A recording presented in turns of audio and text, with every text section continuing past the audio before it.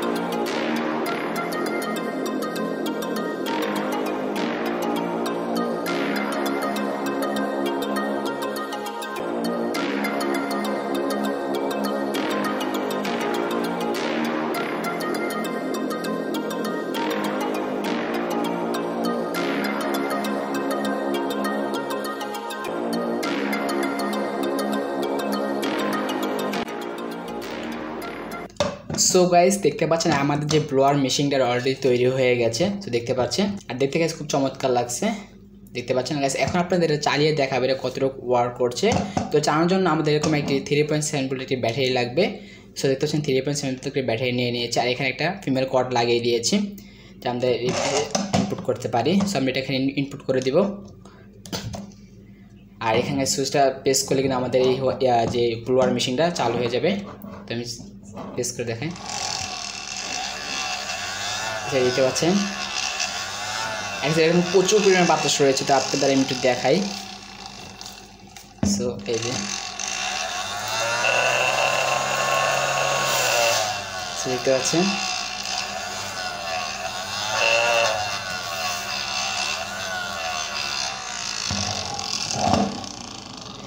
একটা প্রোটিন নিয়েছি, প্রোটিনটা আপনাদের মানে হাওয়ার মাধ্যমে ফুলিয়ে দেখাবো। একদিকে নিয়ে নিয়েছি,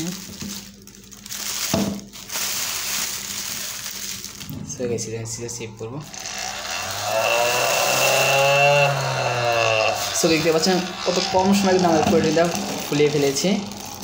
এরকম প্রচুর পরিমাণে স্পিড আর প্রচুর হাওয়া দিতে পারে। সো আপনাদের এখন ময়লা পরিষ্কার করে আপনি দেখাচ্ছি।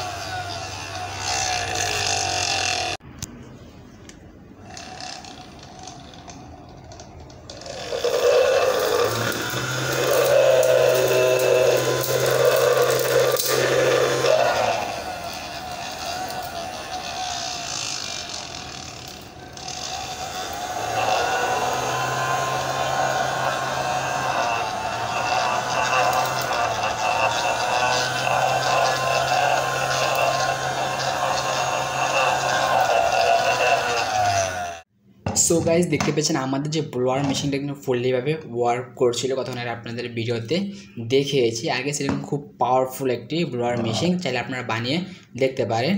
সো গাইজ আজকে বেশ হলো এই পর্যন্ত। যদি আজকের এই ভিডিও আপনাদের কাছে ভালো লেগে থাকে তাহলে অবশ্যই ভিডিওটাকে লাইক করবেন, আর যদি চ্যানেলে নতুন এসে থাকেন তাহলে অবশ্যই চ্যানেলটিকে সাবস্ক্রাইব করে আমাদের পাশে থাকবেন। আর দেখা হচ্ছে পর কোনো একটা ভিডিওতে। ততক্ষণ ভালো থাকবেন, সুস্থ থাকবেন। আল্লাহ হাফেজ।